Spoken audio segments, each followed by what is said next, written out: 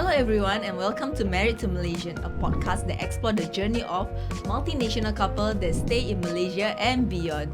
Today, we are joining by a new brand guest here, our friends. And would you guys like to introduce yourself? Hey, my name is Josh. I'm the Malaysian and I'm married to my wife.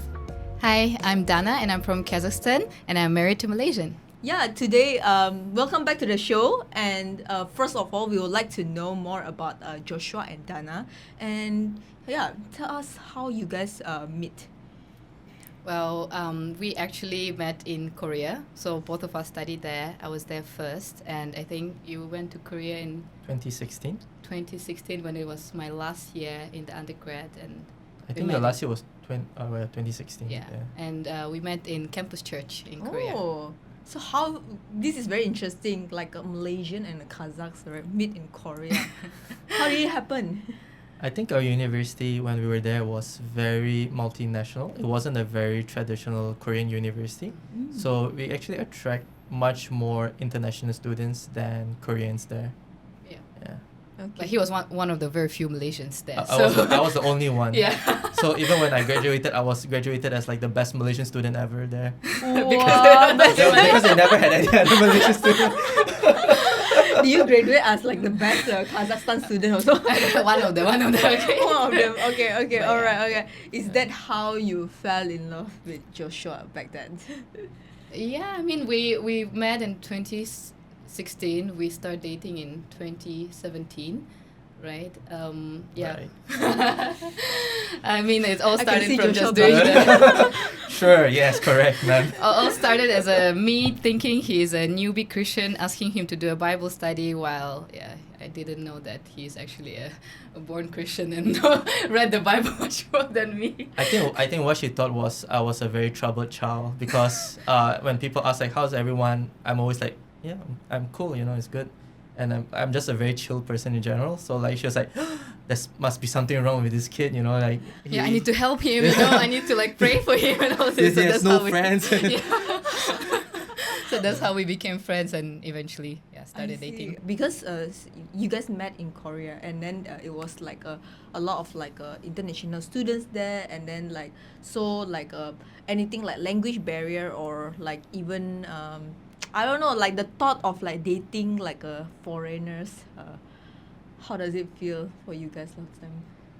I think the funny thing for me was when I tell people like when I went to Korea was actually I learned more Russian than I did Korean, which was very, very funny because I feel like in our school was like 60% was like Russian speakers. Oh Yeah, wow. from It feels like Kazakhstan, it. Russia, And so I just hear it Uzbekistan. all the time. And I kind of slowly picked it up. So I think when it comes to languages, it wasn't much of an issue. And obviously Dana speaks perfect English now, I think. Now Malaysian English. Yeah, now. now she speaks more Malaysian English than I do almost. but Okay. yeah, the language was fine. Language was fine. Yeah. Okay. And we were alright, used so- to international environments, so it's just a funny thing. We both go to Korea, but we end up with a spouse which is not Korean, but a completely different nationality. Okay. All right. Okay. Then let's jump to like we know that now Dana and Joshua, both of you guys are staying in like Malaysia. And how did the conversation go when? I mean, I guess Joshua, as the Malaysian, you are the one who actually asked Dana if she wants to come back to Malaysia, right? Like to stay here. I think it was a very mutual understanding, mainly because my Korean is not that good and probably good enough to survive, but definitely not good enough to work or anything. So, and I can't go to Kazakhstan because my Russian is almost Baby level. non-existent. So the reason why we came back was we wanted to actually go to Singapore for that was the original plan. We wanted to come here for like a year or two to kind of build up the career so that we have opportunities in Singapore. But I think Dana fell in love with Malaysia's I don't want to go anymore. working culture. Yes. Oh wow. Yeah, how chill we are here, and I mean, we work very hard, but How chill we are here. compared to Singapore or Koreans, it's There on is a whole work-life different level. balance. Yeah. Okay, I enjoy alright, that. alright. So it's Korea, Singapore, and then Malaysia. Yeah. Okay. Yeah. Yeah. Okay. So so you were attracted because like you know for sure that you you are going to like a work anyway, right? And then in the country where you're gonna stay, right? And that's why you also like feel like, oh, Malaysia is the kind of the best place for you guys. Because firstly, right? it's in English, right? So I don't have to learn another language to work here. So that was, yeah, and it's a bit lower barrier than to go to Singapore, because as a graduate, it's they have these quotas, right? They can't hire too much of the graduate level. So that's, as Joshua said, we plan to just be here for a little while and then go to Singapore. But yeah, the plans are different now. We are settled for down a here. little while. We are And settled now- down and very happy here. And now you guys have one son, correct? Yes, 2 years old. 2 years old. Okay, all right. Okay. So far, how's your experience staying in Malaysia, working here? Yeah, as Josh said, I really love the working culture, because I came from a Korean working culture where it's very hierarchical, and you have to eat lunch together. There's a lot of like unspoken or unwritten rules, right? But here I feel like everyone is so chill, and like you don't owe anyone anything, and yeah, it just feels like it's much more chill. And people work hard, but they still know what's a work-life balance. So I think that's something I really enjoy. Oh, I want to know which company you are at now. Maybe it's the company you are at.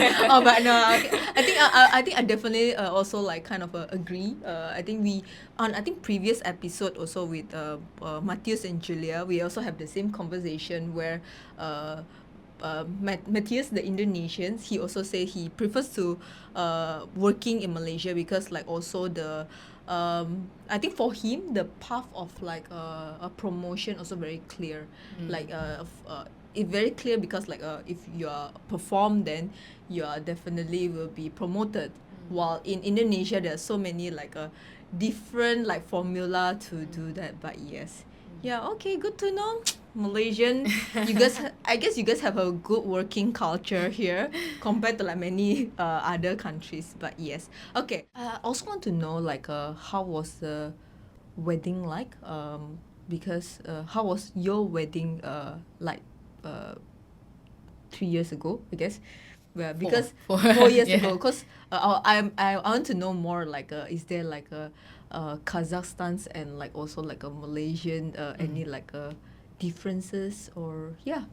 So we actually only had a Malaysian side of wedding, and that's because we were supposed to get married originally in 2020 when we moved from Korea to Malaysia, and we organized the wedding in Kazakhstan in March of 2020.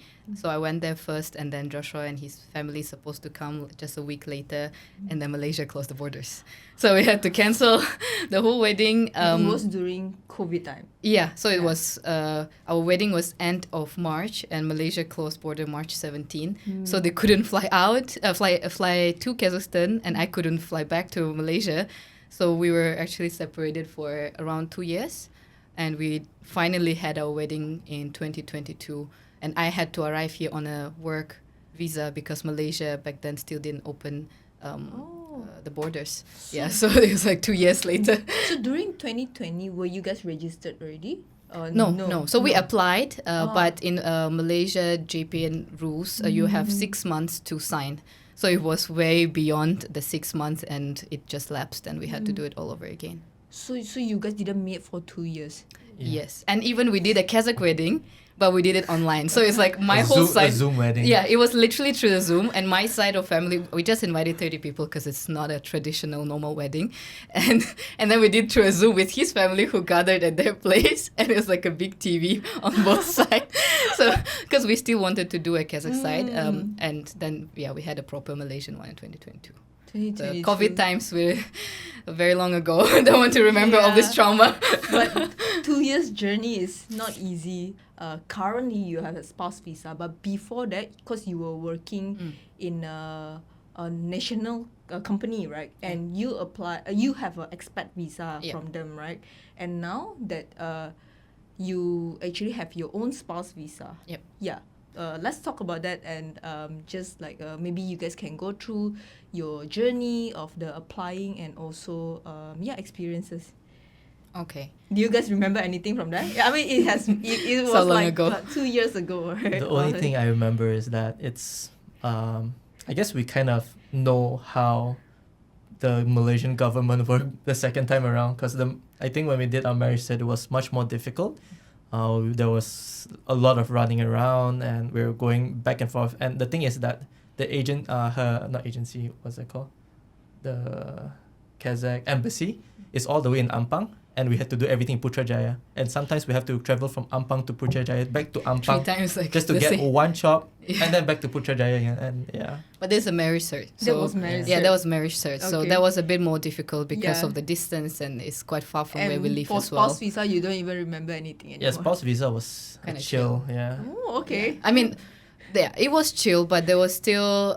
So as you said, I had a work permit, and that's how I even entered Malaysia with a employment pass. And even though we got married, we had a marriage cert, but I think we were very lazy to apply for spouse visa because it's just convenient when the company do it for you, right? Yeah. And when I switched jobs, which was a year ago, that's when I decided maybe it's a time to just apply for spouse visa. And main motivation is that if you want to get a PR, I think that you have to have at least like 3 years of spouse visa. So that was my main motivation. Otherwise, maybe it's much more convenient for the company to do it. But yeah, so that's how we switched. And the process to switch from work permit to spouse visa, I think the most frustrating part was that we had to leave. I had to leave the country, and we already had our son. He was very young, 6 or 7 months. And we were required that I have to leave the country. So there's a job that I exited, and then I enter on a tourist visa. And we had to time it very nicely so that we leave just before my appointment, because I have a 30 days tourist visa. And if the visa does take longer to be approved, the spouse visa, I have to like extend or leave again and come back, which in our case I extended. For another month, because you can go there and apply for extension with the reason that your spouse visa is in process. So yeah, that's basically, yeah. But our main challenge is also Bahasa, because he doesn't speak much. So I remember because like was all the document in Bahasa, right? Yeah.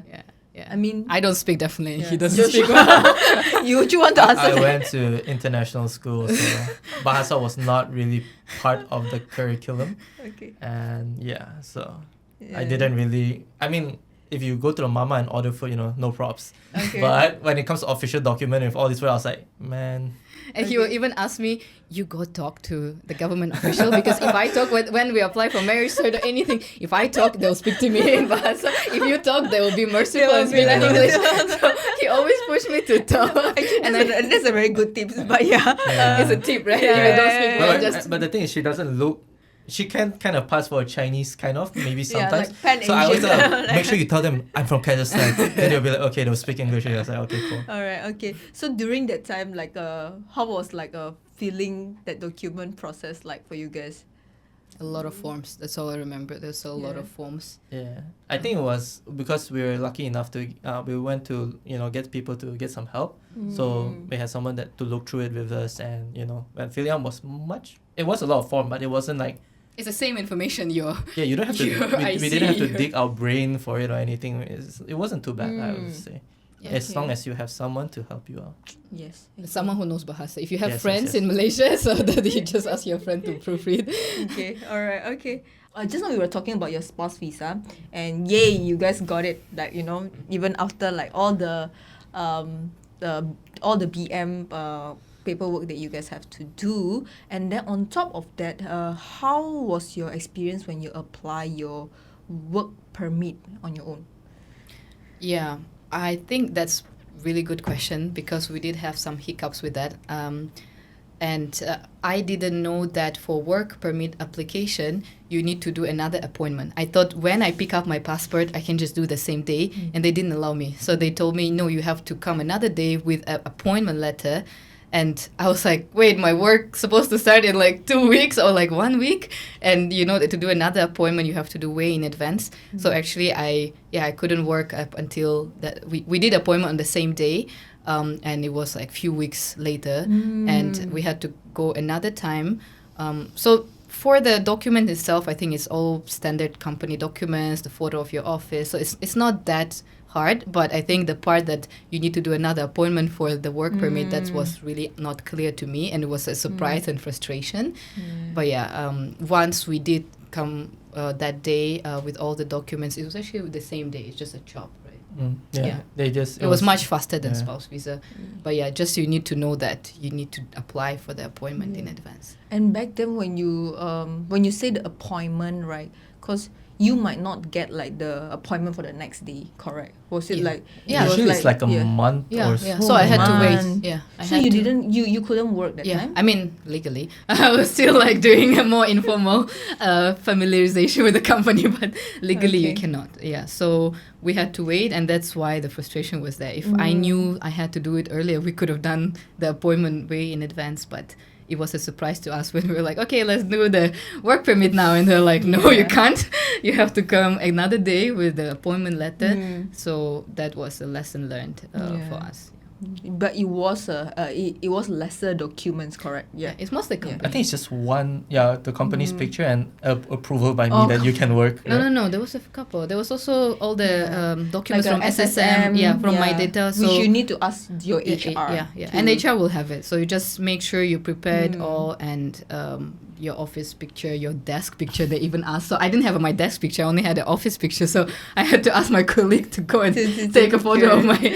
my a phone number that they can call. But I don't know whether they called an office. But yeah, so it's not too harsh. But I think unlike spouse visa document list, the work permit is not, at least to us, wasn't very clear. So we actually we got to know about some of the things on the day itself. But these things are not hard to take. So just text the company HR to provide you some. Okay, all right. Yeah, and hopefully your HR Faster reply. Yeah. They actually delivered on the same day. The Grab delivery some of the documents that were missing. okay. Yeah, but not too bad. But you need to schedule in advance, and you just need to know your list of documents, which is mainly from the HR and his approval for me to work.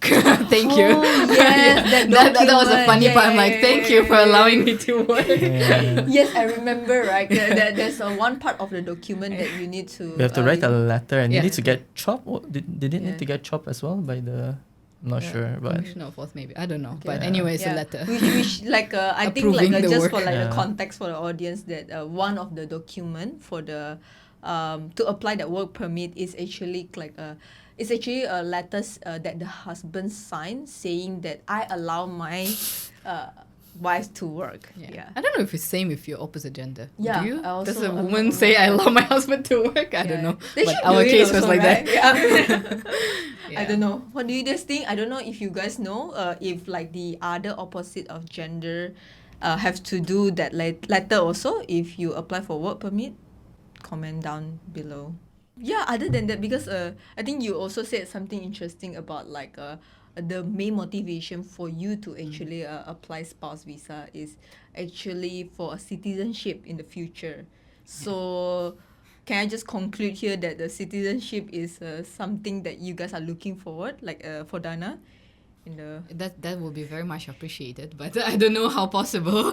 I mean, firstly, it's PR, right? And we do hear the stories that people can be married for like 5 years and they can get PR, and then there's some who speak perfect Bahasa and married 12 years, 4 kids. Like I have a colleague, and they still couldn't get it. So I'm not sure whether it's like a lucky draw or something. But yeah, if we can, we'll definitely we'll consider and consider be, as a PR and then Yeah. citizen. This is like the story I heard. I don't know if it's true or not, because like this is like a story from a friend to a friend, right?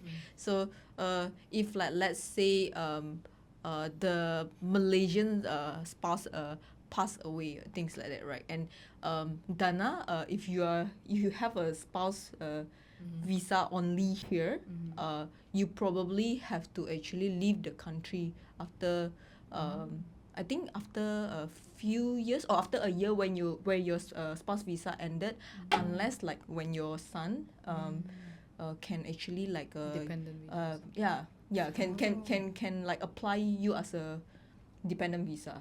So I don't know if you guess. So I can't No, pass away until Lucas is at least 18. Yeah, please. I'm not sure if 18 the 18 is 18 the or 21, I guess, I'm is- not sure, or like I don't know if like let's say I haven't researched this properly, but if let's say like maybe Joshua's family can endorse Dana or something like that, I'm not sure, I don't know. Hopefully you can do it's something like Hopefully I don't die. Hopefully I don't yes. die. All right. Okay.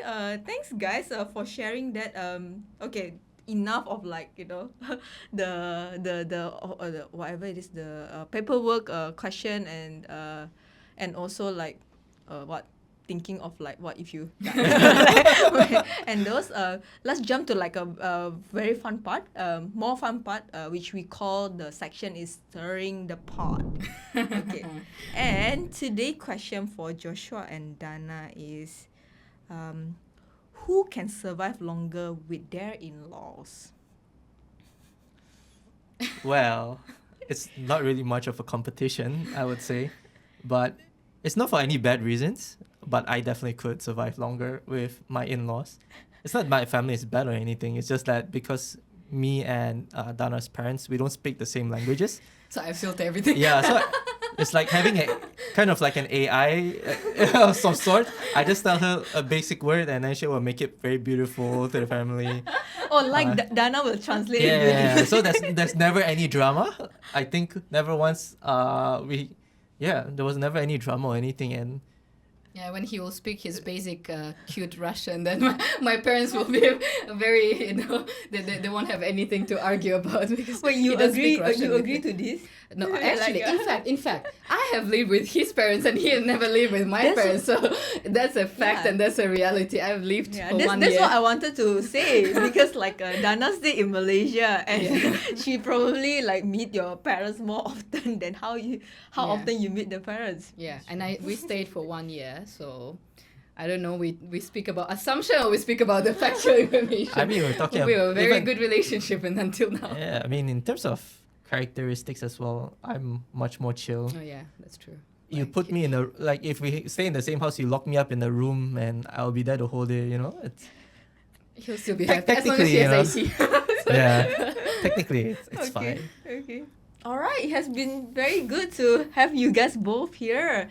I don't want to take too much time or too long at this podcast, but I'll see you guys in the next episode. Which my husband Ruben will be the host of that episode. But for all the audience, if you like this podcast and if you enjoy listening to us and want us to do more of this content, subscribe to this YouTube channel and also remember to follow our Instagram, Married to Malaysian. Okay, then see you. Bye-bye. Bye.